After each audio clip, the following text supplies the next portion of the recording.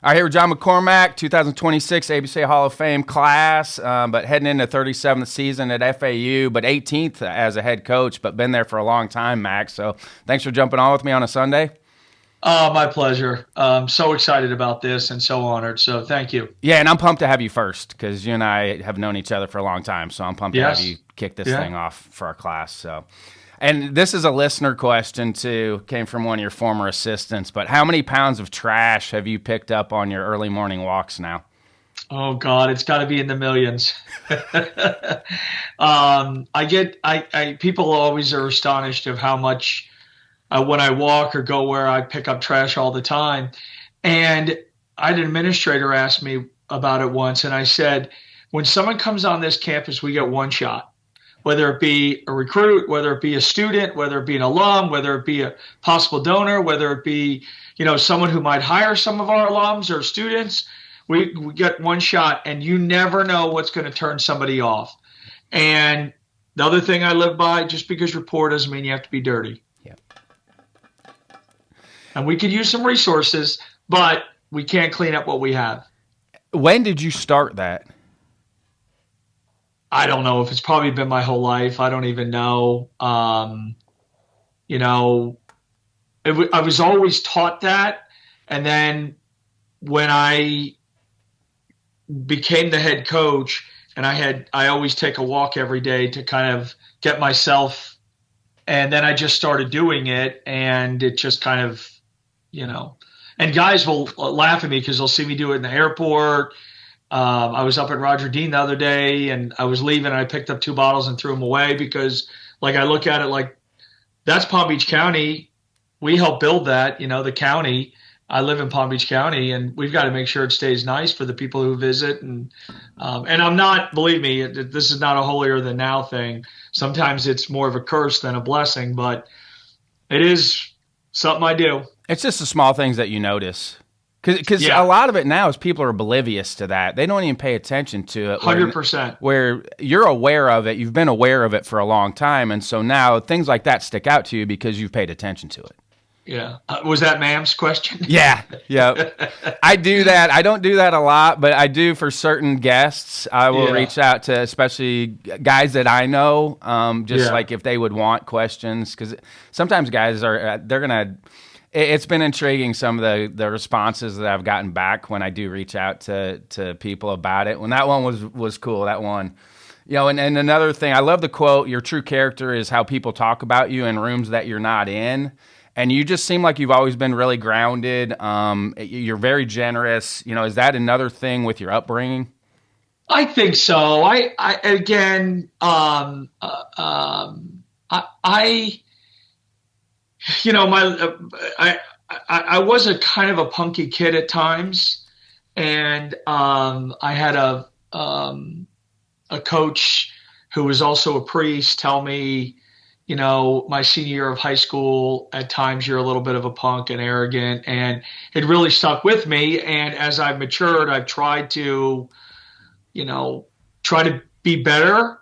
And then I say this, I had the pleasure of having a tough bout with cancer. And people look at me like, really? And I go, you don't realize how insignificant you feel when when you're going through something like that. And it makes you, now a new car or a really cool vacation, that stuff doesn't matter as much as the people, and there was one story, and I don't like saying it, but I'll tell you anyways. I was waiting for my turn for radiation. And there was a young lady that came out of the room ahead of me, and she had to be in her early 20s, 24-ish, really pretty young girl. She had a scar on her throat, and I just assumed some sort of thyroid something. So the nurse says to her, and her name was Dominique, and nurse says to her, says, hey, what time are you going to come in for radiation tomorrow? And the girl's response is, I can't. And the nurse says, no, I understand. But remember, the doctor says radiation is an everyday thing. What time can you come in? And she goes, I can't. I got to work. And the nurse is like, no, that's okay. I can open early. We open at 7, but I can get here a little bit early for you, or I can ask one of the girls to stay a little bit later, because the people who work in those offices are saints. So they're going back and forth on this, and I happen to be waiting next, so I'm not eavesdropping. I'm just sitting there waiting for the nurse to come and say, "Hey, okay." And the girl kind of breaks down a little bit, and she's by herself. And I went to more treatments than I'd like to think about, and someone was always with me. My wife, most of the time, son, brother, mom. Someone always took me and was there, so I had someone to talk to, or I couldn't drive, so I needed a ride anyways. But so this girl, and she kind of puts her hands down and she goes, "I have to work." And the nurse goes, "I understand. We'll make it work." She goes, "No, I have to work. I'm going to get evicted." And I'm like, and at that moment, I felt so insignificant, so petty, that I was complaining I was sick. I never missed a paycheck. I had fabulous assistants, Greg and Jason, who you know, who took care of the program, and I would show up in the afternoon. Never had to worry about a mortgage, never had to worry about my boss, and the president of the university were behind me. And I just said, I went double down on being a good guy because of that, and sometimes it takes bad things to happen to end up helping you out. And I'd like to think I'd made a conscious effort before that. I've been in this business a long time, but that really kind of solidified it for me, because, and I was talking to a coach yesterday about it, and I go, "Listen, man, don't worry about it, the wins and losses. In 2 years, no one's going to remember anyways. They're just going to remember you, And that is, I was talking to a guy yesterday about it. We were at the WWBA. So, but I appreciate you saying that, and I'm thankful for it. You've had a great run there with limited resources. I think it's a great story. Ma'am, I didn't even realize this, but in 1999, you guys rolled off 34 wins in a row. Oh, yeah. But I mean, how gratifying is it for you to be at a place where you don't have some of the resources as some other schools, but you're still having a very successful program? The resources, the biggest resource we have is each other, and we have a saying, and it's right up on the wall, OTF, only the family. And that's our biggest resource. And I've told an AD this once. He goes, "How are you guys so good? And I know your situation." And I said to him, "Love. We try to love up on the guys, try to make sure that their worth in this program is not wrapped up in their ERA or their batting average." But it's been gratifying to see when I got here where it was and what it is now. I still lay awake at night thinking of what it could be. And, everybody's trying, and, things have the landscape has certainly changed that have made things a little bit more difficult. But, no one's going to cry for you. You just got to go out and go to practice and keep working and keep recruiting. And I have some young assistants, and they get, it's a tough time of year. People are saying no and yes, and, they're getting frustrated. I'm like, we'll find our guys. We'll find the right guys. And when it happens, it happens. Just got to keep making calls, and, so it's been rewarding. The greatest honor I think I've ever gotten, no offense to the ABCA, was I've had 3 guys that I recruited. Now their sons are here. And I think it's a badge of honor that they thought is that much of me and this program to say, "No, I want my sons to play for you." So, and there were some other guys out there, and I apologize. Some of you guys called, and it didn't work out, and I apologize. But I really, that's one thing I think about a lot. I thought that was really cool. Has been cool. In your history of recruiting, how many of those guys in classes were your best players, were your latest signs? A ton. Because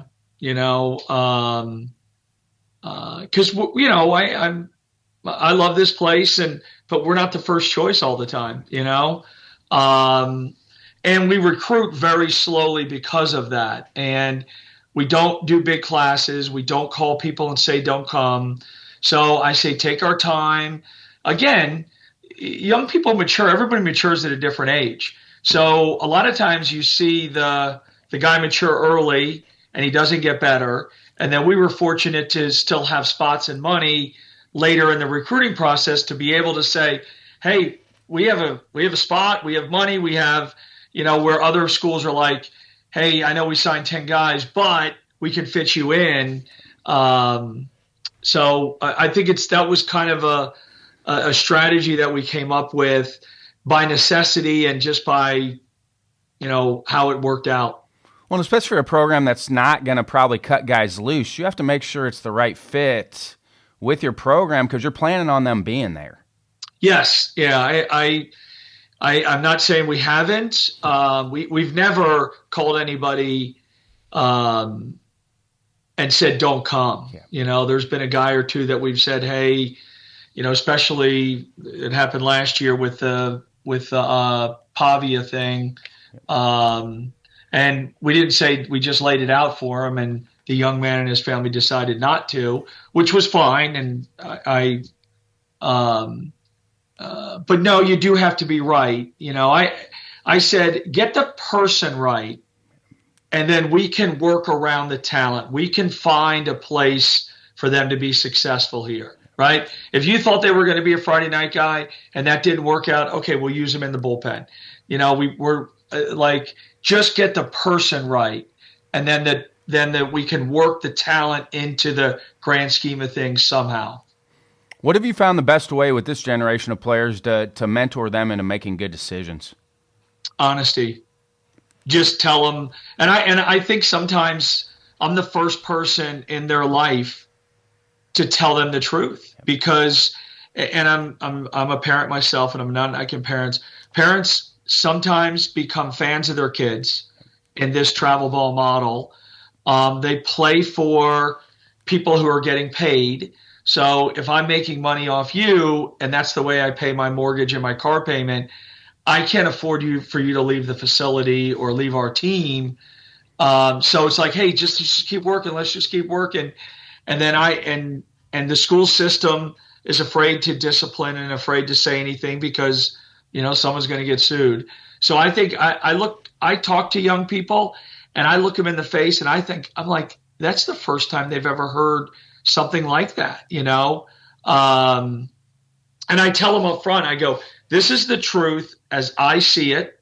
This is the truth. And from my experiences, I'm not saying you have to completely buy into it, but I'm just telling you what I see, and I'm not doing it to hurt you. I'm doing it to help you. But I think that's the thing, just to kind of lay it out for them, because I think they're used to getting kind of BS'd a little bit.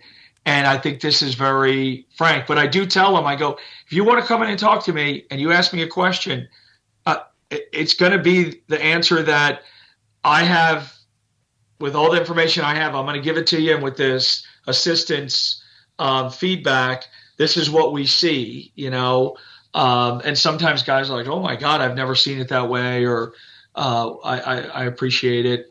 So I think that's the best way. How do you nurse the new players through that? Like, hey, this is what it's going to look like. And you said it, I'm not trying to hurt your feelings or be mean here. I'm just being honest with you. I'm being honest with you. And that, by the way, that's a form of love too. That's a form of love. I tell the whole team it in the beginning, and then, I interaction with a young man here on Wednesday who's new, and he got a kind of taste of what some of my stuff was about. And then the next day I just checked on him. I said, you okay? You understand? Do you want to talk again? Do you get it? He goes, no, I get it. It was just a little bit of a shock. And I said, the shock value is part of it a little bit to make you think. The other thing that I've done is when we have meetings with guys, I tell them to go home and email me what we talked about, because sometimes they hear things differently than and we had it happen last year. A guy turned out to be a very good player. He was a grad transfer from UNCW, and everything was a little bit, you'd been there 5 years, 4 years, and everything was just different here. And I said, hey, it seems like you're not enjoying it. He goes, no, it's just different. I've been doing, and I get it. And then I said, email me. He emailed me, and I read the email, and I was like, oh my God, that was not the intent. And I called him immediately, and I said, hey, let's get together again. He ended up having a great year, and I think that was a good point for, a give and take. And he was like, I'm so thankful that you spent time doing this with me. Cause I don't like I'm the coach, either get over it or, we can't do that. If you are like that, I think you have to be willing to run through a lot of players. And again, anybody who's listening to this, believe me, I have many faults. But this is just what I believe in. You have them take notes during the meeting so they can kind of recall? No, I haven't gone that far yet. And I had a friend that said you should. When he was in high school, he used to record them. AI. I mean, that's a lot of people are using AI for note taking now. Yeah, I didn't even know that. But he used to just have a video camera on the desk, and he was at a private school, and it was like he told a player something. He went home, and the mom and dad flipped out, and it was completely different. He's like, "Here's the video," and then they got the video, and he goes, and the dad was like, "Oh, we're sorry," I usually always follow up, try to follow up and say, hey, is there anything that you didn't understand? Is there something you want to talk about further? And I tell them all the time, I go, you can say anything to me. I don't get offended. Just don't tell me I'm a bad husband or father. That's it. The rest of it, if you think it was a bad call, we bunted or we didn't bunt, if you want to have a conversation about that, I'm fine with it. You don't think practice is run correct? I'm fine with it. I don't get offended by that stuff, But if you say I'm a bad person and or a bad father, a bad husband, then we got problems, But the rest of it, it's open to interpretation, This generation hears the term "find your passion." What does that mean to you, if anything, when somebody says "find your passion"? I don't know. It's kind of a made up thing. I think it's wrong. I think it's false. I just ask them if they're enjoying themselves, because it looks like to me some of these guys are just playing because they've done it for the last 9 years, and they've been put on a little bit of a pedestal at their house, at their travel team, at their high school, and this is just the normal progression where the passion thing, that's a tough word to play. I think baseball. It comes with mistakes too. Like yeah. For me, the narrative now is like you have to find. I go through it with my kids. Is they're like, well, it should have worked out better. I'm like, no, like that's life showing you that there's other options, and you have to go through that and experience it to now lead you to something different. If you never leave your room or your house or get out in the real world and figure those things out, you're never going to get on the path that you need to be on if you're not out there making mistakes. Too many of them always think there's going to be, everything's going to work out, everybody uses the word, you have to be uncomfortable. And you're going to naturally be uncomfortable. You've never been here. You've never done your own laundry.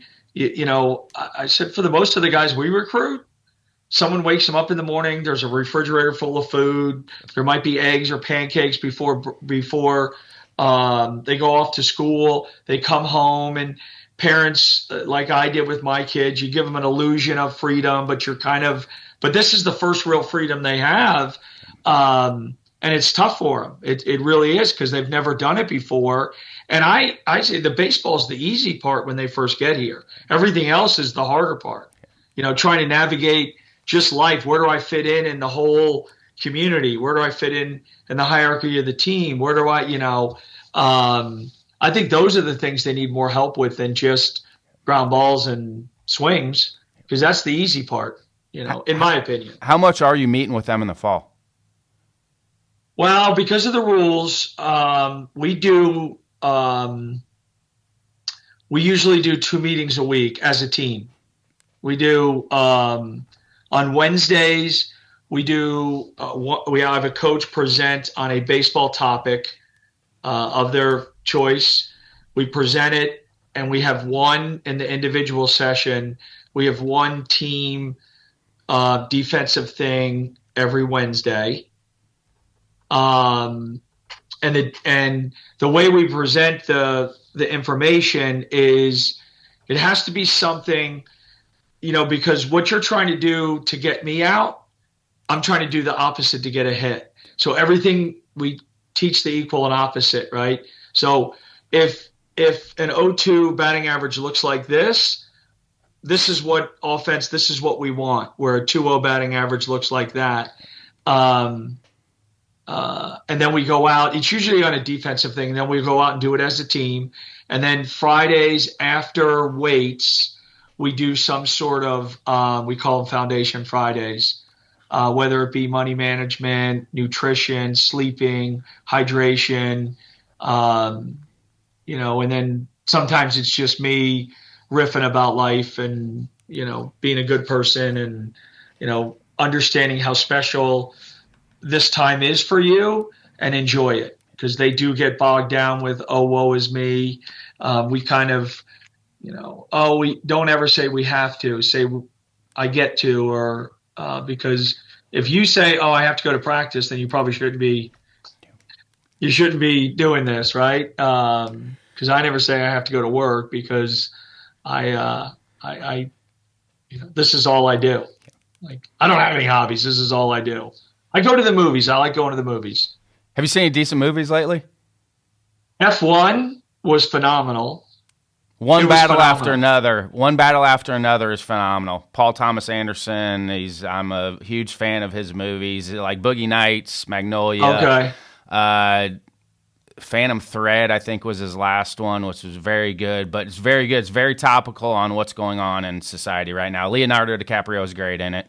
That one's out because it's great. It is great. Me and my wife, if I'm not recruiting or she doesn't have football, we usually go Saturday afternoon. But this time of year, it's kind of tough. We had football yesterday. I was out recruiting, and then today we have practice It's Sunday at 12:30. We have practice today at 3:45. So this time of year, it's a little tough. I enjoy the movies. Those Friday life skills meetings, what percentage of that is the first time your new guys have heard any of that? A fair amount, especially the money part. And we haven't done that one this fall, especially the money part, because it's so easy for them now just to, keep doing that at wherever. I'm like, in our locker room, we have a Coke machine. It doesn't dispense Coke. It dispenses water and sometimes Powerade, depending on the budget. But I see them do this to get a bottle of water out of the lobby of the building. And I'm like, that's, I don't know, $3. But it's just, they're, they've been taught to consume. You talk about budgeting then with the financial part, budgeting? We talk more about, the last year's one was more about saving now if you can, or right when you get out of college, and this is what it will look like when you're, 50. And you've been around young people enough. Like I talk about, and sometimes it glazes over. I go, you're going to get to my age one day, God willing. And you're going to start thinking about, do I have enough money to retire? Do I have enough? This. Previous to that, you're going to wind it back. Do I have enough money to send my kids to college? Enough money for a down payment for a house. Exactly. Or nowadays, a simple thing of which they never think of is like you get a job opportunity. You're in Boca, you get a job opportunity in Charlotte. Do you have enough money to get first and last? Maybe a couple pairs of clothes. That's the part that sometimes they don't think. And I go, we're just talking about saving $25 a week, which is one less day at Chipotle's, yes. Right? Yep. But parents ask me that all the time about money. I said, I hate to tell you this. The only way they'll learn is if you give them cash. Because you have it and you go, okay, I 10 here, this and that. And oh my God, now you're making real decisions because it's real money. When they go like this, they don't know what real money is. Yep. And then they call home and they have an argument with their parents, which is not what you want.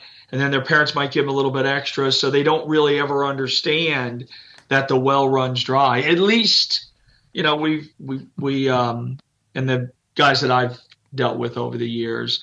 And then we talk about compounding interest. Like we kind of morph it into, just like everybody else does, what we're doing in the fall is we're just compounding days to make you better, right?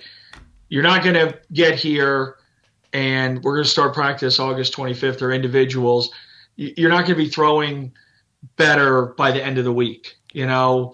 What I tell them all the time is try not to measure it. And then when you come back from Christmas, you'll see the difference, right? Because your body needs a time to absorb it. Your mind needs time to absorb it.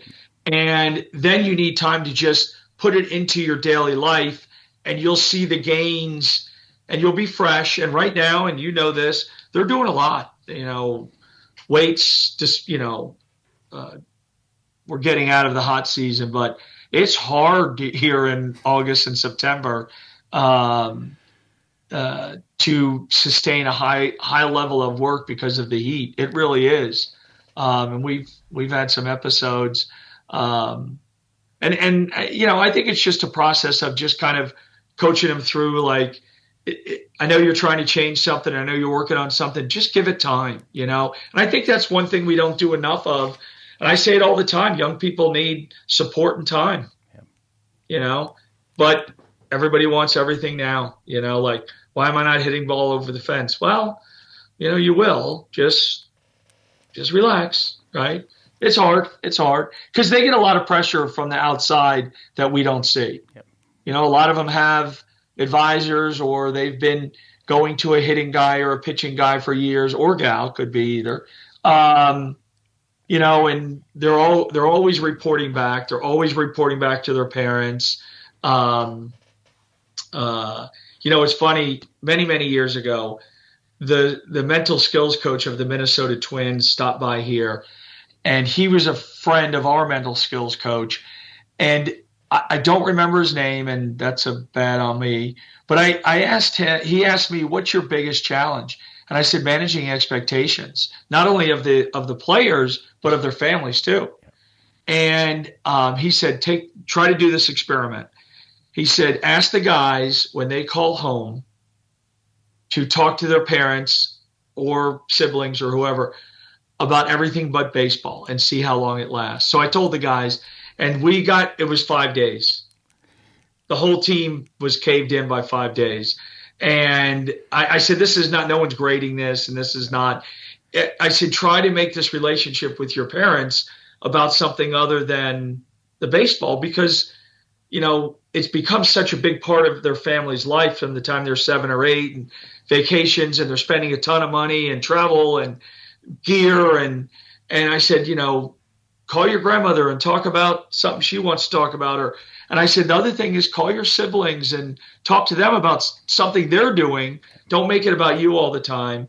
And it's hard, because it's a great release, though, like to dive into other things outside of the athletic arena. It is a way for them to decompress if you can get to that point.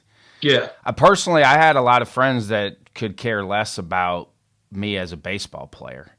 I kept a lot of people in my circle in college and in high school that could have cared less about who I was as a baseball player. And I think it helped me mentally as a baseball player. Because I had an opportunity to get away and dive into what other people were doing and their interests.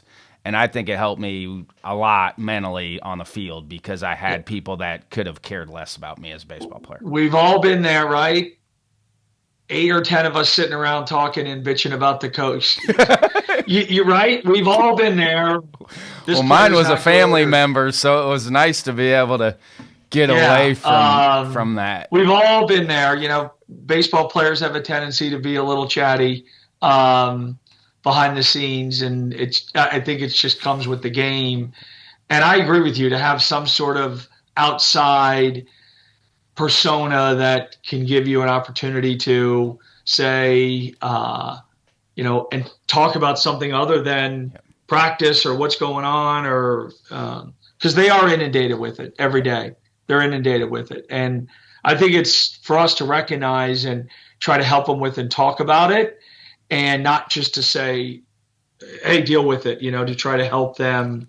But it's tough. It's tough because a lot of them have grown up not asking or wanting help. And it's a sign of weakness. It is. Yeah. It's a sign of weakness. I always say the smartest guy in the room is the guy who goes like this. Hey, I need some help. Like, hey, I need some help. I said, no one will think anything bad of you, but it's just part of it, right? It's part of the whole culture. How have your fall and spring development calendars changed over the years? What are you doing different now for fall prep and then spring prep? Not much. I mean, there's the when the rules changed and you went to the individuals, we push back as far as we can because of the weather. It's for us, which is, there's goods to it, because you get a lot of time with the guys early. But then if there are things that happen in inter squads that you'd like to make changes, you don't have much time after. Then I've always pushed it back also because of recruiting, because I don't want coaches to miss inter squads. So we usually typically start, today's the last day that we can recruit. So we're going to practice tonight. We have a coach that is at the WWBA. We have a coach that's at the junior college all-star game, state of Florida. And we have another coach who had a baby, so he's at home. But it's life. It's part of it. So now we'll do the bulk of our inter squads. We'll play our 2 games, and we won't have anybody miss, right? So they could be there to help and assess. And I've always, it's hard when the guys that recruit you, then when you start practicing, are not there, right? And they're not, the players are not unaware that they're going out we're looking for more players. So I try to minimize that as much as possible. Is it necessary? And we do the same thing during our week of individuals. Or this first week of practice, we didn't do anything Thursday or Friday or Saturday. We inter-squadded Wednesday, Thursday, gave them off Friday, Saturday, because everybody was going to be gone. And, I always hate and some people have to do it out of necessity because of the weather, right? So they got to get on the field early to be able to. But I always hate trying to recap to the pitching coach who was out seeing a guy how the pitchers did, because even if you watch the video, you don't get the nuances of some of the stuff, right? So we try to do that. And then the changes, not much. We do the individuals, we lift, we have conditioning. I think the one thing we've done is we've added the once a week defensive thing because it's hard when you go into inter squads and you haven't done stuff together. We've done that. And then I think it's not about changing. I think you have to read the team you have.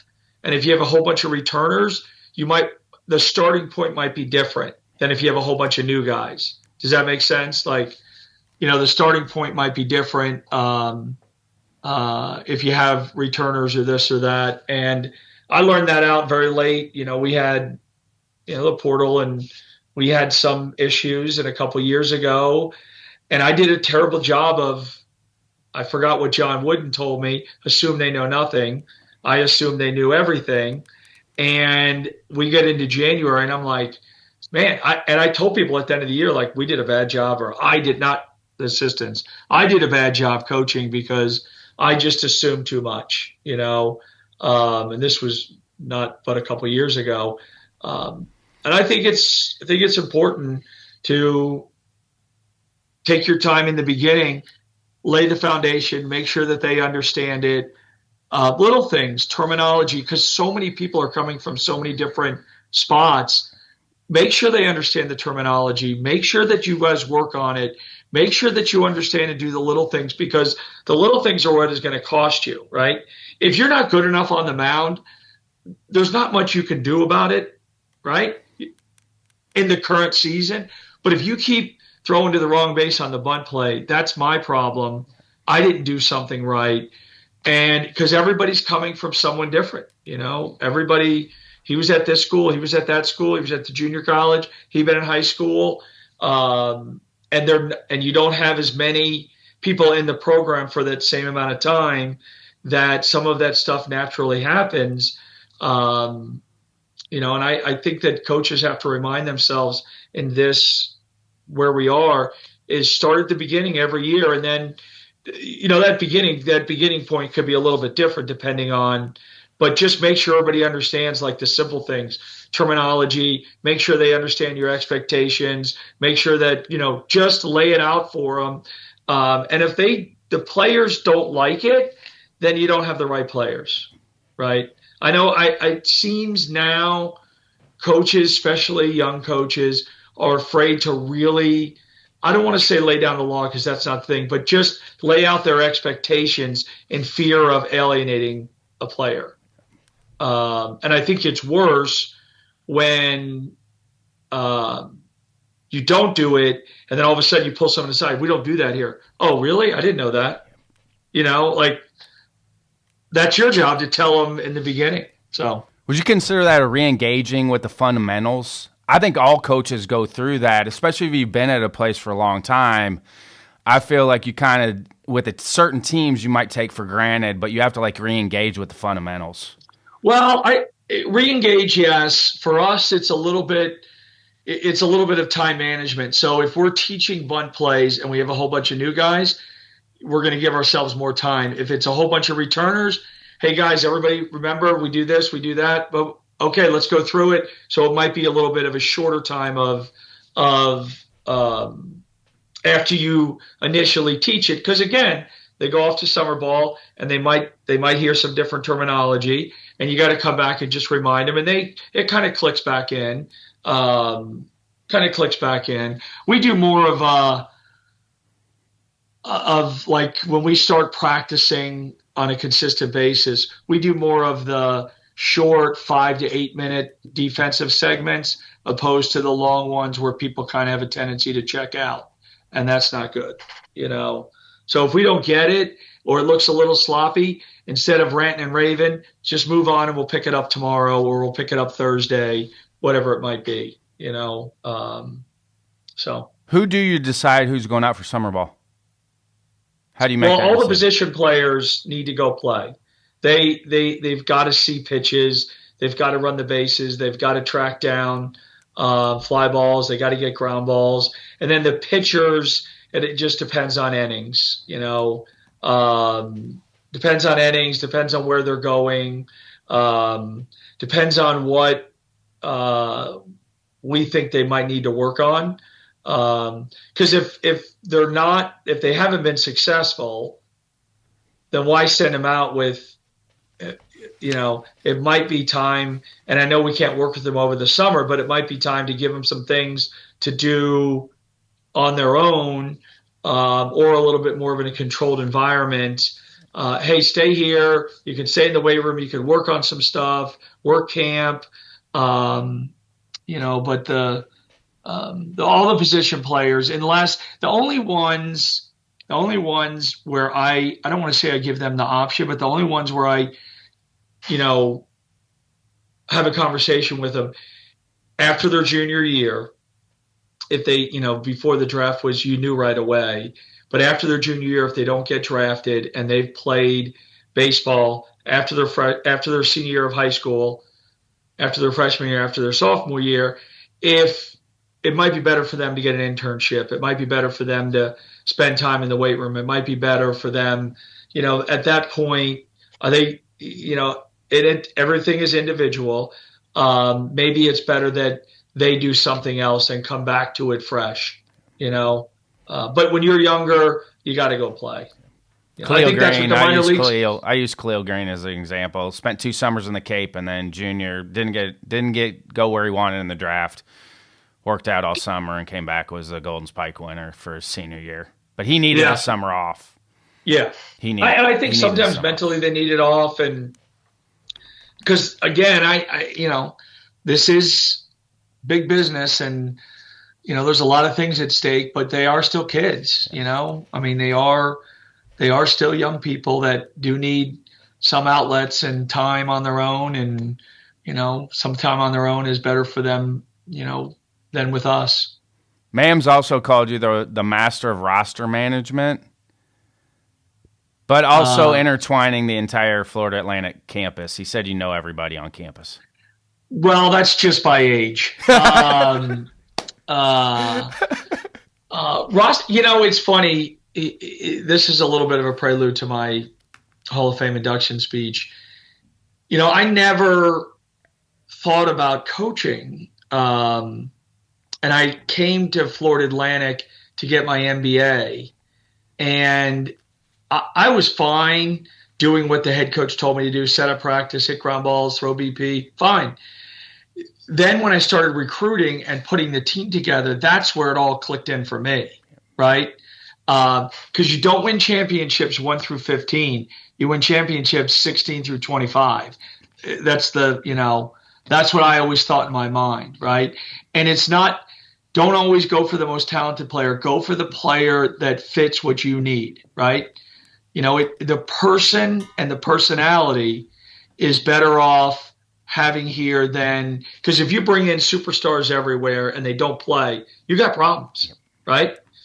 So recruit a guy that's a backup and understands what it's going to be about, or tell them up front. We've lost more recruits for being honest and telling them like, hey, we don't need you to start. If you end up beating that guy out, great. But we're bringing you here to play second, third, and short, and you're going to play twice a week and help out. If you're okay with that, let's do it. Now the high end could be whatever you make of it, but this is the floor of what we're looking for. And I think if you build a team that way, then when you go into the season and everybody kind of knows where they're at, I think it's a little bit better. So I appreciate it. Mams would always, whenever I talk to a player, Mams like, you mind if I sit in? I love hearing you kind of maneuver through some of these conversations. And yeah, sure. He'll text me every once in a while. He goes, I used one of your lines today. Yep. I mean, how gratifying is that for you? You have a huge coaching tree, and I know I'm different, but I view like a successful head coach, if players and coaches, assistants are willing to stay in the game after they've been with you, I think you've done a great job. Well, I think that's part of being a successful head coach, is that when someone has interacted with you for an extended period of time, they still want to stay in the game of baseball when they're done with their time with you. For them to stay in the game, and for young people don't want to coach as much as they did before. You have to empower them. Yes. You have to empower them and allow them to run their part of it, right? I think it's one thing that you and your assistant have to sit and talk about what they're doing and how they're going through things. Because if you go out there and stop them midstream, and the players will never listen to them again, like with when you brought up Mams, with Mams, I would go out, when he would hit with the guys, I would pick up balls in the outfield. That's all I would do. Walk around, pick up the balls, and then I carry a little notebook. I'd take notes. I would never go in and bother them. I would never say anything to the players. And then I would say, hey, how you doing with this guy? This is what I see. This might work, but I would never, I'm not saying I would never. I try never to trump him, or any assistant for that matter. Sometimes my big mouth gets my way, but I try not to, because, I've been there. I know I was an assistant for a long time, and I know how that makes you feel, And then I think the other thing is you got to, I say it all the time, don't be afraid to lose an argument with your assistant. Don't be afraid to have him sit there and go through a very well thought out diatribe on why this guy should start or pitch, and go give some counterpoints and go, okay, I'm going to go with you. What that does for them is amazing. What that does for them is amazing. And you can falsely set it up that you were going to do it anyways, but you're empowering them and giving them the ability to kind of speak their mind, because sometimes they do see things differently. And this, as an assistant, you're in the cage 4 or 5 hours. Well, with the NCAA, 4 hours, you're in the cage for 4 hours with these guys. So you get a little bit more nuance with them than the head coach, right? And that was one of the things that I noticed. I was an assistant for a long time here, and then I became a head coach. And guys that I was kind of yucking it up with out in the cages, not 6 months ago, were like, what are you doing out here? Like that, not saying it, but just like, and we had a first year I was head coach. We had a family in for a visit, and the kid's mother asked me, like, what's the biggest difference? I go, well, the biggest thing that I found, you do less baseball as a head coach, because you have to go over here for this meeting, and you do less baseball. And I said that in my situation, because I just continued on, they treat you differently. I'm going to say I'm not treating them differently, which I'm sure I am, but they look at me differently, because before I was their advocate with the head coach. Now, they get very nervous of the guy who writes the lineup. Decisions change everything. Yeah. Lineup decisions changes that relationship. Yeah. It's tough. It's the same guys. I was the advocate. Hey, let's keep working. I'll talk to the boss and I'll try to get you some at bats. And, so it's not easy, the whole delicate balance, and you got to hire the right people, right? You got to hire the right people. And again, I go back to it. It's just about people. It's not about overwhelming talent. And when I say that, you're not hiring the bag boy at Publix to be your pitching coach, right? I mean, you're not doing that, but it doesn't have to be the guy everybody thinks or the guy find the right person for your situation and make it work. Make the baseball side of it will work, but the internal part of it, if you have the wrong people, it will never work. It'll never work. So you and I both loved Wayne Graham. Do we miss him in this generation? Yeah. How much of a mentor was he to you? Wayne, one of his assistants said, he goes, he said you, and I won't name the other coach. He goes, you're the only two guys he likes. I really enjoyed when we would go to Rice, I would immediately go into his office and I would spend time with him and, listen to him. And if you just listen, let him talk and listen, you would learn, but I enjoyed playing him. He made the game so simple, right? It catch the ball, throw the ball, hit the ball, throw strikes, simple, and he had a way of interacting with his players where I would go, man, I don't know if anybody else can do that except for him. But I enjoyed him. I immensely enjoyed him. It's a shame the way things ended at the end, and we were his last game ever. We knocked him out in the conference tournament, and it was extra innings, and there was a ball hit down the line, and our guy was scoring from first. There was no doubt about it, and I immediately looked over to him. And everybody was kind of jumping up and down. And I looked at him and I went right over and shook his hand and thanked him. And, because without guys like him, I wouldn't have a good job, especially at a place like Rice where he made baseball viable there. They hadn't been to a regional before he got there. And rolled off 23 years in a row.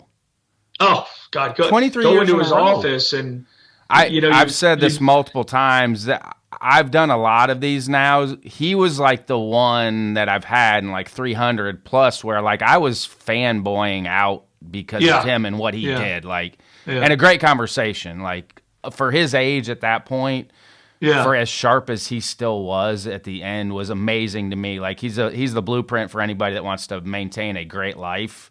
Yeah.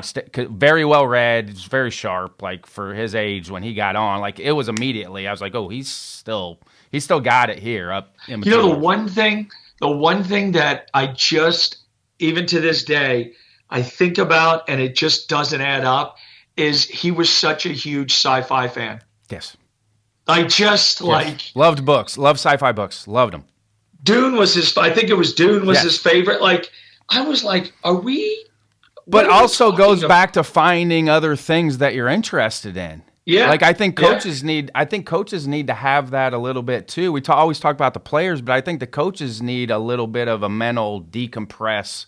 Yeah. A healthy mental decompress, because obviously there's a lot of unhealthy options out there for people where I think you have to find a healthy decompress. I agree. That was the one thing that I was like, really? Like, wow, I would think he would, and again, you stereotype or you have these things, and I would think like he would be like, that is silly. But he would talk about it. He like, man, it was great. I do miss him, and I think of him and some other people that, I've been at the same place for 36 years, and I want it to end correctly because a lot of guys don't. And I worry, like I felt bad for him that when they announced, it happened twice. When they announced, it happened to two different coaches. When they announced that he was retiring, again, we landed, we go to practice. I would immediately go right to his office. Sometimes I would go in my car ahead of time and I was like, hey, congratulations. He's like, no, I still want to coach. This is and I was like, man. And then as soon as the season was over, he had packed up his house and he had been gone. And, part of it is him, but there's got to be a better way. I saw it happen with Danny Price down at FIU where, he'd been there as a player for 2 years and then as a coach for 28 years. And they wouldn't even let him go back into his office, Terry Alexander at JU, there's got to be a softer landing. I know the business we signed up for is what it is, but I just wish, in his sake, there was and there has to be give and take on both sides, right? I feel like the natural transition where you've seen it work is they move into a fundraising position at the university. Yeah. I think that's been the softest landing. Unless the guys really just kept going and banged it out and then it's their time and they're done with it, I think that's been the softest spot for guys is just move them into that fundraising position at the university. Because, by the way, baseball coaches are the best we have in any profession at raising money. They're the best. Well, it's funny, and I probably get in trouble for saying this, but in an athletic department, if football and basketball don't have the right resources, it's the athletic department's fault. In baseball, it's my fault, right? Or the coach's fault. Like, well, you need to go raise more money. Well, we do have other things to do, but it seems like, everybody's working to do but you see football coaches like, hey, they didn't give me enough money. That's the reason why we didn't win. And everybody goes, that's right. That's right. But it's, I could be a coal miner. Not that that's not an honorable profession, but that's a little bit tougher work than I do. I'm blessed. I really am. It's been a great run and it's not over yet. We got a lot of work to do. People ask me that all the time. And I was like, I don't know when the end is, and I think it's best to think about it that way. I think you get in a bad headspace when you start thinking about because it might be something completely different. I think the best headspace to be in is like, I have no idea when. Could be at 100. I could be coaching to 100. I don't see that for me because I do think it's my job to turn it over to the next generation because there's guys waiting to be head coaches. And I've had a really good run and anybody that's out there listening, don't use it against us in recruiting. I'm not leaving anytime soon. But I think a time time will come when, two, I think you have to look at it and say, I'm not putting in the same amount of time as I once did. I owe this program and I owe the players more. They deserve more. I think that's an important thing. And then, of course, there has to be something to go to, right? Like, but I don't see myself in the Wayne Graham that late in life, even if I don't have anything to go to in terms of like a real something, I do think it's time to move on and let the next generation have their chance at it, but retirement is not cheap, as I'm told. Ask Coach Whalen. Yeah. Hey, did you enjoy putting the speakers together, the main stage speakers, or was it stressful? I thought it was awesome. It is awesome, isn't it? I thought it was awesome. I got to meet people that I've never met before. I got to interact with people that I had not much interaction with. Learned a lot. Learned a lot about people's pasts and lives, and it was fun. I was like, I would like to do that every year. Not every year, maybe every other year. Because it is I get to do it every year because the youth stage. Yeah. I get to do it every year. Well, you got it locked in for the next 8 years, I think. It's not 8, but it's 3 now. Okay. But it always switches. I said that a couple of ones ago because sometimes my youth stage speakers get scooped up for the main stage, so I have to adjust on the fly. The toughest part for me was saying no to people. Yeah, it's extremely hard. It's really tough because, and for anybody that's listening, hope there's a ton of you, when you're given a sheet, a guideline, and 3 pitching, 3 offense, 3, so it's like, well, we already got 3 pitching. I'm sorry, I can't. Or we already have a pitching guy that's a D1 guy. We need someone that has you're going to talk about this. Well, I already got someone that's going to kind of cover that topic. You get 40 minutes. It's a couple days, 2.5 days of speaking, and we've got to make sure that we hit as many topics as we can, right? I think that's important. That pitching, we kind of, Jason Jackson did a pitching thing. Sean McGrath did a little bit more analytical. Jason's was more of a weekly, monthly pitching plan. And then Skylar Mead, which I thought was really important, he talked about being a head coach and the pitching coach, which I was looking for someone willing to do that because, we see it in Division I baseball. Of course, he's one. Kevin O'Sullivan comes to mind. John Savage comes to mind. But you don't see it that often. But in high school and junior college, it's commonplace, And again, the fine line is, the assistant coach is sometimes your advocate or your sounding board as a player. And now they don't have that because you can't tell your pitching coach, who's also your head coach, how you're feeling. It's just, it doesn't work that way. So I thought that was important. And one of the guidelines that I asked everybody was what I didn't want, and sometimes it happens, and over the years, is someone gets up there and does these presentations, and they're phenomenal. But unless you have a couple $1,000s, it's not, it doesn't work, right? So I asked everybody, could you please give the audience 2 or 3 things that they can take home, implement in their program that doesn't cost them any money? Because the worst thing we can have is a high school coach or a junior college coach goes to his AD, gets a chance to go, comes back, the AD says, what'd you think? And he goes, it's great, but I need another $8,000 because I need this, I need that. And the AD's like, you're never going again. We can't afford it. So I wanted to avoid that. And, it's hard. The convention gets over, January, you start practice in 10 days. So some of that stuff is hard to implement.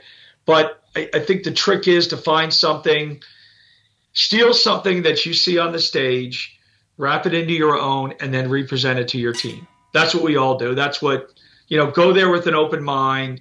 And I was young and dumb. And I remember one, I won't say who gave the speech, but they talked about how They had a couple fields. They practiced at a spring training site.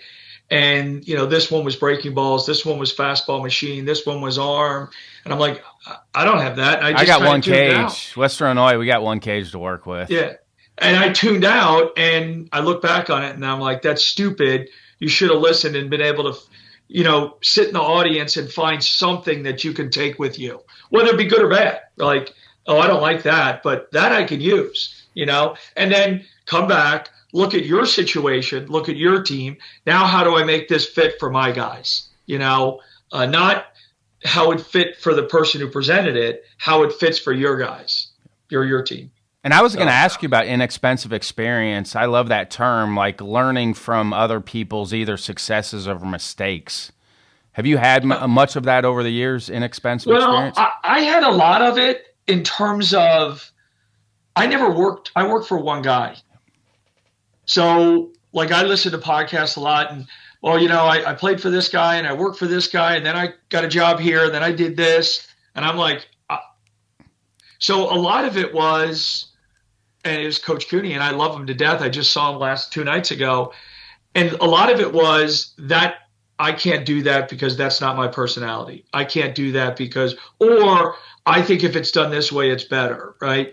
And so that was, the important thing is to ask questions and listen. One guy that helped me immensely was Joe Walsh.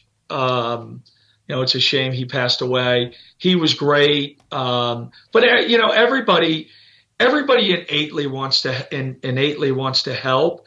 And if you ask questions, which I was good at when I was younger, in terms of like, hey, how would you do this or do that? Then I would say, again, the trick is to digest it and say, can I use it? And how do I put it into my program? Not their program. I can't do what, I'm not built to do what we're going to say what Tim does at Vandy with the classroom every day. It's like different restaurants. Yeah. Honestly, it's like different restaurants. I'm not built to do that. And I understand that. So we do it twice a week. It works for us, or, some of it's done out in the field, and he's an amazing guy. And what he does every day is just mind blowing. I don't want to embarrass him, but I think that he should speak every year at the convention. Like, well, because he's always coming up with new stuff too. It's unbelievable. It really is. But he also is really good about reaching out to people and asking questions. Yeah, he's another great person that asks great questions. Yeah, and I would ask people, assistants, and everybody, what would you do here? What do you do here? What do you do? And for me, it was a little tougher because I didn't play or work for anybody else. It wasn't like I worked for Bill Smith for 3 years and I could call him up and say, hey, Bill, I'm having a little bit of a hard time here. I work for one guy. I worked for one guy, and that was it, and I just did a lot of really intense observing of other people, and then would ask coaches at BP, and some of that is, it's funny. I won't say the coach's name because I don't want to, but I was talking to a coach, and he asked me, and he's a little bit older than me, and he said, it's you remember BP used to spend some time with other coach and talk and trade and this and that. He goes, I don't find that to be a thing anymore. I go, no, people don't want to do it. Whether, I don't know why. And he says, yeah, that's kind of, I notice it less and less and less and less. But again, it's where we're at. And to the coaches out there, you can reach out. It doesn't have to be a baseball coach that you reach out to, because coaching's coaching, right? Whether you're dribbling a basketball or hitting a baseball, coaching's coaching. Dealing with student athletes is dealing with student athletes. Some of the mechanisms are different, but the nuts and bolts are the same. So don't be afraid in your own department to ask coaches, don't be afraid to do that. It doesn't have to be a baseball coach, and it doesn't have to be, someone that won a World Series or something. There's guys out there doing amazing things. And sometimes don't get the recognition or might not have a platform like this. I know I'm very fortunate, but, just look, observe. And again, people want to help. They'll answer. I would say 9 out of 10 coaches would be happy to have a conversation with you, you know? When you spoke at the virtual convention, was that the only time that you had spoken? Was that your first opportunity? How about that? Yeah, you're going to be on the stage, and then, oh, by the way, you're going to come record here in the office. And it's in a room with no one. That's why I tried to sneak in there to get coaches pumped up, because you're speaking to nobody. Yeah. Although it turned out great, and honestly, we talk about fail-forward moments a lot on here. For us, that was a fail-forward moment, because that could have been really bad for the ABCA, and it turned out to be something really awesome. You know, I of course I've never spoke on the main. I was looking forward to it. I never. Well, you got to intro like 18 speakers. I'm gonna pat myself on the back. I'm a very good public speaker. And I don't mind doing it. Everybody gets a little bit of jitters, and if you don't, then right, it's not worth it. But that, gearing up for on stage and then doing the reverse to the virtual, and it was, I don't know if it was in a closet, but it was like, on the stage, you get to go back and forth, and I'm a walker and a talker and a thinker, where you couldn't move, but mine was having to read off a teleprompter for the first time ever. I was awful. Like the first intro I did, I just stared at the one, and they were like, "Hey, you have to redo that, and you have to look like you're looking in the crowd." And that was the thing that I was like, "Oh no, I've never read." I worked on mine, so I never had to look at the notes. Yeah. And the guy told me, he goes, "You're the first person here that we never didn't have to stop and start over." Yeah. He goes, "You were one take."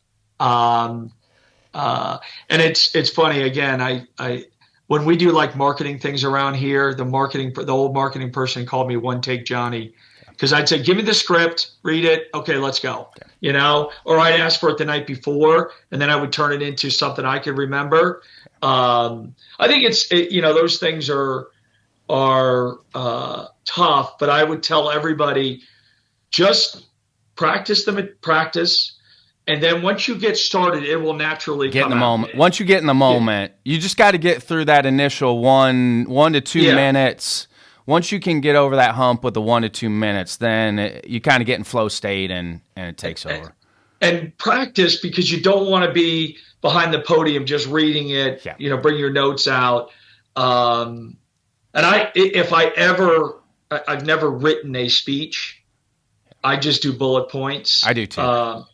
I just do bullet points. Although for this one, I haven't written anything down. I've practiced it out of my head, but I've written everything. My wife is like, "You don't want to mess up." And I go, "Yeah, I don't worry about that." Like, that's the beauty of it. I tell people that even like internally, if you think you messed up, a lot of the time people aren't even really paying attention that much. Like they don't even know. Like just keep moving forward. Just keep going. Keep moving forward. I mean, what does this mean to you going into the ABCA Hall of Fame? It literally is unbelievable. From someone, and again, a little prelude to the speech, from someone that didn't want that to be a career path, to end up here with. And I'll tell you why it's a little bit more surreal. Last year, and you have to be, when you're behind stage, you have to be there a little bit early. So I was down early, and Mark Johnson was there. And I was looking at the Hall of Fame stuff outside of because I was waiting for them to unlock the door to get behind the stage. And Mark Johnson was there. And he was like, "Hey, did you ever meet this guy?" I said, "No, I didn't meet him. He was a great guy. He was this, he was that." And we spent about 15, 20 minutes of he's telling me about it. And I'm like, man, these guys are unbelievable. And I always, in my head, like, without those guys, I wouldn't have the job I have, right? And then at the end of the weekend, them saying I was like, it's just surreal. Like, because I don't think I'm anything special in terms of, like, I tell people all the time, I go, I'm a good person. I don't consider myself like this unbelievable baseball guy. I do think I have some knowledge for it. But what I excel at is people management. Yes. You know, and that's what this is about, right? If you recruit the right way, this is more about managing people and expectations. And the baseball game kind of takes. There's some things you have to do within the baseball game, but I don't. You were a head coach, right? It's people management, right? So it is very surreal. I'm very honored, and that people took the time to honor me, or to put the application in and write letters, and that's I don't even know how to thank them enough. But I'm looking forward to it. I am. I love walking through the Hall of Fame area pre-convention and like that first day and watching the Hall of Famers go through there and their families. Like, I just think I think that's one of the magical things about our convention is when you just really just soak all of that stuff in and you see the impact that it's made on people, that part of it. Like, I just think that's a really special moment for everybody. But just to think what some of those coaches went through just to have a baseball program. Yes. And now we're in a completely different, bizarre world. And I think about it all the time. Like, the amount of, holes they dug and, things they built. The behind the scenes stuff. Yeah. It's all the behind the scenes stuff. Again, other sports just say to the administration, hey, we need this. And it appears, and hey, we need this. Well, if you could work it out, good luck. And I'm not saying that's everywhere, and the people here are very good to us. But I'm talking about 20 years ago, right? Everybody made sure the arena looked good. Not too many people were concerned 25 years ago if the baseball field looked good. Baseball is grassroots, and the people who just grinded at it, and I don't like that word, but it's appropriate. There's passion to that grind, though. Like, and I don't like the grind, but there's passion in that grind. Like, I think the ones that are special, they don't view it as a grind. Like, they just view it as like it takes what it takes to get things done. Yeah. People ask me about that, and I say, I want to make sure that the young people here have a really good experience, because I know, they're not making the money playing baseball. It's not going to happen down the line. And I want the guys that took a chance on us 35 years ago to be proud of this place, to be proud. And I saw a whole bunch of them at the football game because we had a young man elected to the Hall of Fame, and they were talking amongst themselves. And I go, I wish there was a way I could record what you guys are saying, go back, 18, 20 years, because they all have kids now and they all know what real life is, right? The days of we have weights and practice and I get a paper to do and I get a test. That's child's play compared to what you're going through now. Wife, kid, a job, 3 kids, daycare. One guy was like, Coach, I don't know how I'm going to make it. Pay mortgage, and we're paying $2,000 a month in daycare. He goes, and I said, you just got to keep working, man. Like, keep doing what you're doing. And it's rewarding to see some of those guys who you didn't think were getting it now have kids, and you have conversations with them, and they, you're like, okay, they got it. Good. Because I worry about that sometimes. Like, you interact with a young man for a couple of years and you go, man, how's he going to do well on the outside? And they surprise you, But it's one of those things where I think part of it too, though, is I think as college coaches, you're around like the elite of the elite. So maybe like there's going to be fine, even though in that like elite group that you have, the low end looks really bad, but comparatively to the real world and like average people they're going to go compete against in the real world, they're still going to be further ahead than those people. Yeah. No, you're right. But it is a little bit of a, we had guys that graduated, and one of them, we were helping him get a job, and I mean, he got the job. We just happened to be able to jump in a little bit. So he's like, Coach, man, like, he goes, I go to bed at 8:15 now. He goes, I got to get up at 7 and I eat and, I got an X amount of minute drive to work. And he goes, because his roommate also played here. And I asked him how he's doing. He goes, he's in bed by 8:15 every night. He goes, he's exhausted and he's got to learn a whole bunch of, but he goes, it's fun so far. So I love it when they talk about real life, because I talk to them about it a lot. It's coming. You've got to be ready.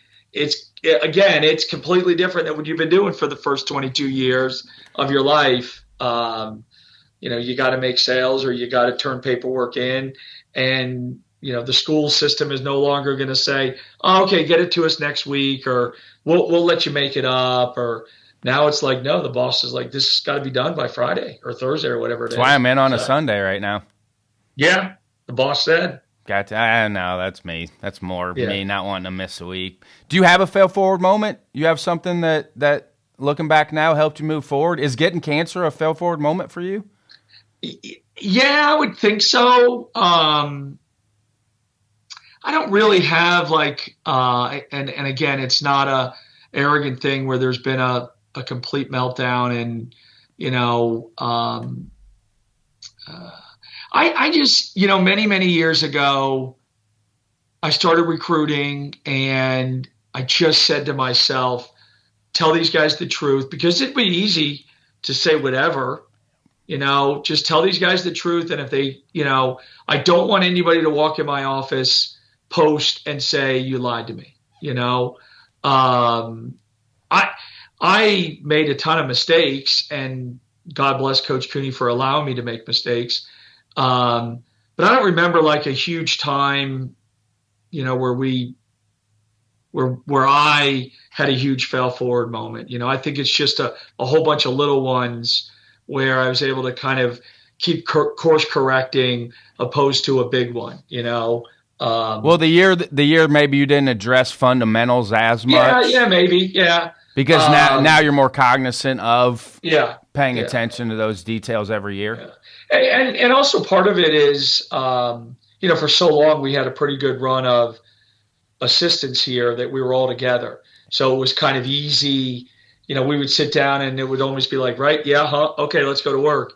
And then I had to because over the last 4 years, we've had and God bless them, they've all gotten really nice jobs, but it has been a little bit choppier than you would like, and I'm happy for them.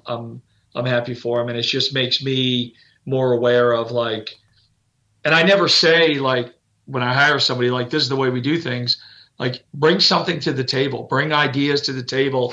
No one invented this game. Bring something different to the table. I'm just trying to think of something. I don't really, again, I don't, nothing major stands out, just a whole bunch of little things where you kind of catch yourself. Well, I can't do that again. That didn't work, or that won't work here. What works somewhere else. The only thing I could always say is be authentic, because they're going to know they'll eventually catch up. They might, if you have this persona, they might say, hey, okay, but first of all, it's not sustainable for 300 days. Then on top of that, they're going to see through it, because if it's not genuine, kids won't say, and I say this all the time, they don't cognizy sometimes say I don't like or like. They just know how it makes them feel, right? And I mention that to players all the time, and other coaches, young coaches that ask for advice. Be genuine, tell them the truth, because they don't remember if you were a good hitting coach or a bad hitting coach. They remember how you made them feel, and they might not even be able to put their finger on it, but the body's internal responses to certain things. Where I had chemo, I drive by that building and I'm not in it. You just It's an so they know it's an automatic response to an environment. But that's how the players are. Yep. Years in their life, future. If your name comes up, oh, Coach Mack, they'll get a like, oh man, he was good to me, or ugh, you know, and that's the and the players know it too. And I said, remember, you want to be a good teammate, a fair teammate. You want to hold yourself accountable, hold your teammates accountable. When you walk through that dugout at an alumni game, do they go, oh my God, Billy made it, or Tommy made it, or it's like, hey, great, Billy made it, you know?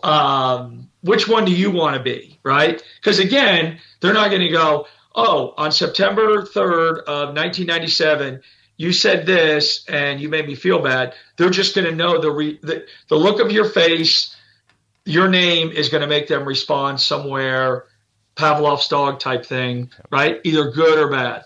So just be yourself, be who you are, and they're going to respect you or like you for whatever you are. You know, I know we talked about it earlier, but but what is the biggest thing you've learned about coaching since doing this? Be yourself. That's a common theme for a lot of coaches in this, is just make sure you're yourself. Yeah. And also how humble people are.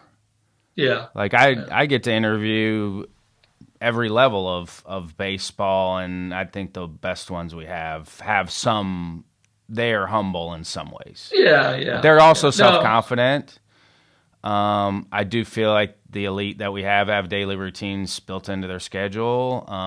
But we've all had those fail forward moments where, you know, something maybe at the time you didn't feel like it was going to be beneficial for you, but you look up a year or 5 years down the road and it was beneficial. When you say fail forward, what is something comes to mind for your own life? I've said, for me, it was I messed a Kansas State phone interview up when I was at James Madison.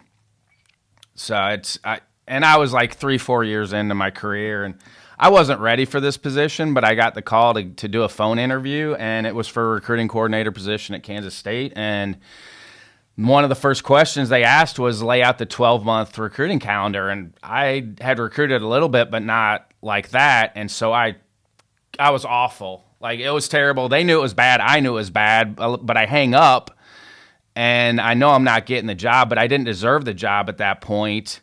But you said it like, if I would have got that job 360 days later, they would have figured out that I wasn't ready for that job. Yeah. So I probably would have got let go. But then for my master's, I developed an entire recruiting plan. And when I walked off the flight for my interview at Iowa, I had that manual that I had put together for my master's, and that was part of the reason I got the job at Iowa. So that's a fail forward moment. Do you remember how everybody had some sort of booklet? Or it had everything. It had the letters you'd mail. I mean, for the newer generation of coaches, we did actually mail out recruiting letters to people. Stuffing envelopes, stuffing envelopes, folding them, putting a questionnaire in there, and then. But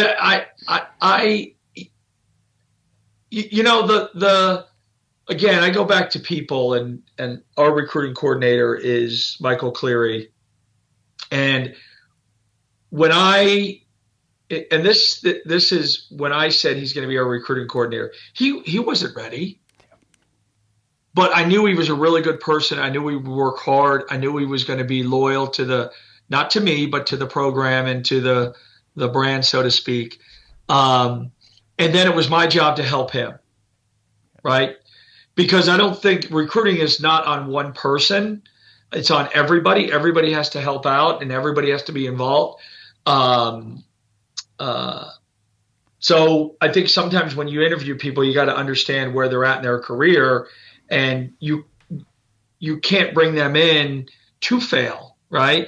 And even if they have the greatest booklet put together, which I encourage guys to do that. You know, if you're a hitting guy or a pitching guy, put it into booklet form. And I go, print it out, keep it next to you, and you're going to make notes. You're going to make changes. You're going to look back on it and go, God, that was stupid, you know, or God, that's not good enough, or man, now we got to do this or we got to do that. and they're not as reticent to do that as we were, right? I just Um, think people are scared of making mistakes now, yeah, or they don't want to act like they don't know what they're doing. I think yeah, is a big part of that. I read a lot of management, Fortune 500 stuff now, and talk a lot about that of safety, psychological safety. And I think if you yeah. have a good organization, yes, you don't want people incompetent, but I think people have to feel okay to be able to make mistakes. If you I've said really that want for to grow and thrive as an organization, people need to be okay that they can try new things and make mistakes, learn from them, and move on, and not feel like they're an idiot because they made a mistake. So part of my speech in my head for the Hall of Fame is I worked for Coach Cooney for 17 years, and you'll hear me say this in January. The greatest gift he gave me was the ability to make mistakes and not hold it against me. Yep. And I would come back from the convention, or I would come back from the summer recruiting and go, okay, this is what we're going to do, or this is what I'd like to do. And he would kind of go, okay. And then he got to the point, especially when I got back from the convention, he goes, what are we doing? What are we doing now? And some of it worked and some of it didn't work.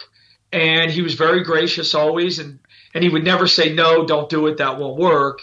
He would let me, he'd go, okay, go for it. As long as it didn't cost money. I just think you have to try. And then for me, that's a positive. I think with my science background, it's a scientific method. If you try it, and it doesn't work, that's good too, because you don't have to go back to it. Like, I think you have to try things because that's also an answer. Like, it didn't work. Well, that's an answer too. Like, okay. And then you go, why didn't it work? Yes. And it comes with other good questions. Like, I think the continual process of that is asking questions.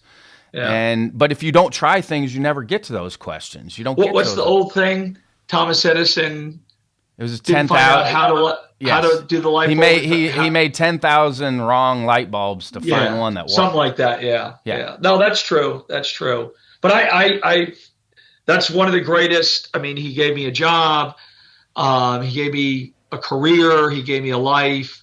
But the greatest gift he ever gave me was he allowed me to make mistakes. Yeah. He didn't control it. He would kind of, I could see it in his eyes sometimes where, like, that's going to not go well, but go ahead. Maybe I'll be wrong, and I think that's, and part of it is, and I said it, I go, we were a smaller school. There was the two of us. There wasn't social media. So sometimes no one would even know you made a mistake. Now everything is filmed and scrutinized, and so people are less likely to go put themselves out there because they don't want to look bad for years to come. Yeah, it might come back up 20 years from now. Yeah. Thank God things don't come back. Thank goodness. But I do agree with you about, and I that's where baseball and on the scouting side, I see it where, the statistical people are like, well, it should have worked out. He had the right stats instead of saying, or he had the right metrics instead of saying, where's in the room now where guys go, I want this guy. I know he can play. I know he can play. It's the human element. Yeah. It's the human element. Well, I don't think that a lot of people believe that, you're still dealing with human beings. Yeah. It's just a way different deal. How have you been able to maintain a healthy relationship? You and your wife have a great relationship. How have you been able to maintain that? And you said it in the beginning that you want to be considered a good husband and father. How have you guys been able to make it work? Your wife's awesome. She's a great person.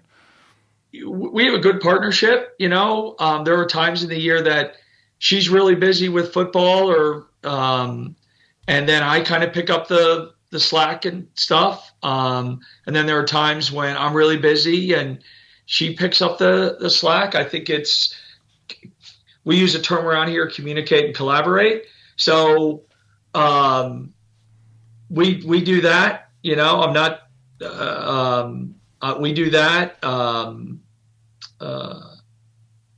We're not in your face type people either, And I think part of it is we don't have any like outside interest, our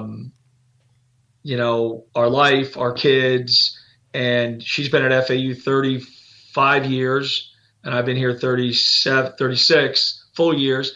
And this is part of it. We go to the soccer games, we go to the Hall of Fame dinner, we go to the, like to see people that we haven't seen in a little while. We go to the movies. We don't. It's not like we're in competition for anything. It's without her, none of this is possible. I mean, our family, anything, none of this was possible without her. So this award is, you can probably just hand it to her, because she's amazing. And she had she played softball in college, so she understands the sport aspect of it, the recruiting. And she'll even she'll say to me, like, "You're not recruiting this weekend?" And I was like, "Well, the guys are going to do it. There's nowhere you could go." And she said it to me for years. She goes, "You better not say anything in the spring if so-and-so can't play, or you don't have the backup shortstop you need, because that's on you." And she is, I think in this type of relationship, you have to be okay being alone, Yes, you do. Yeah, you have to. But both partners in it are going to have to be comfortable with being alone. Yeah. She's traveled with us a little bit more the last couple of years, which when we had kids and they were younger, of course, she didn't do it. My kids have been great through this whole thing, and I know that they've missed out on some things in their lives, but they've gotten some other things that their lives been enriched in a lot of other ways too. Yeah. My youngest son, he was born July 5th, but because of recruiting, he didn't know his real birthday till he was about 9 or 10, because it would be like, "Hey, I got to go out of town. It's June 15th or June 18th. Let's have his birthday today." Then I would get back July 7th. "Hey, it's happy birthday. Let's go." And he didn't even know when his birthday was. We would just pick a day that I was going to be in town in the summer and like, "Hey, congratulations. Grab some friends. We'll go to the movies," or, so they've been great. I'm proud of them, and I appreciate them very much. What are some final thoughts before I let you go? Again, humbled, shocked by this whole thing. I'm scared that I don't deserve it.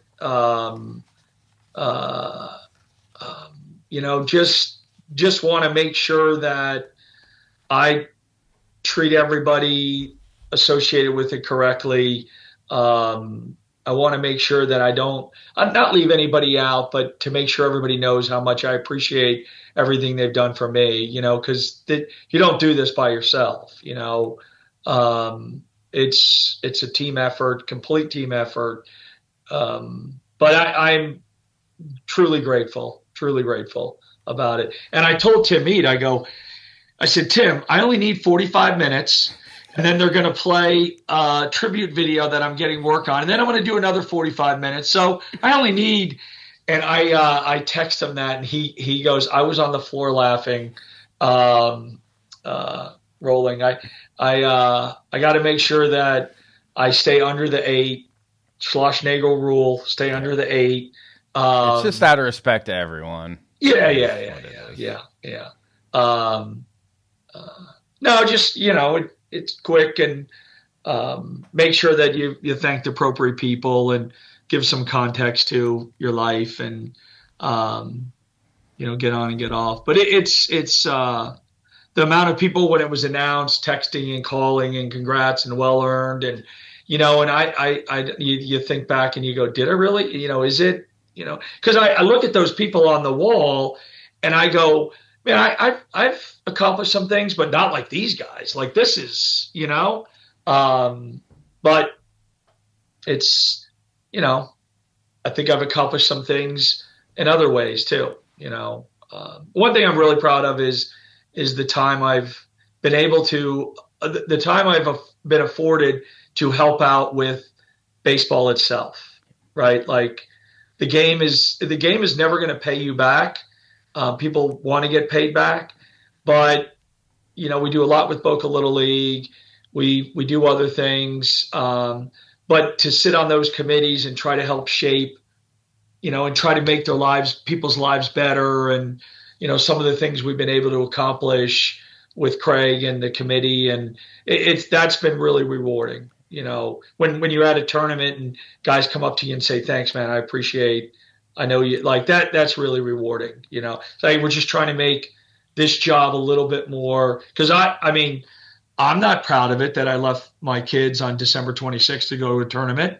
That's not a badge of honor, but it had to be done. That's the way it was. And we were able to curb some of that stuff so people could have better lives and cut down on divorces, hopefully, and be better fathers and better husbands. And again, because at the end of the day, we spend so much time with other people's kids. We've got to remember our own families, And I know there's got to be a balance there. You just got to find it and kind of be willing to say, one of the things they say is be willing to say, no, I don't have time for that. I apologize, but I just don't, mental health.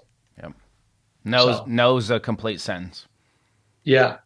Yeah. Mac, thanks for your time, man. I was looking forward to this. No, thank you. This was awesome. I appreciate it. So forward to this. Love you. You're the best. I appreciate you, sir. Thank you. Well, I appreciate it. And you guys do great work, and thank you. And you do especially great work. So keep it up, and we appreciate it. Thanks, sir.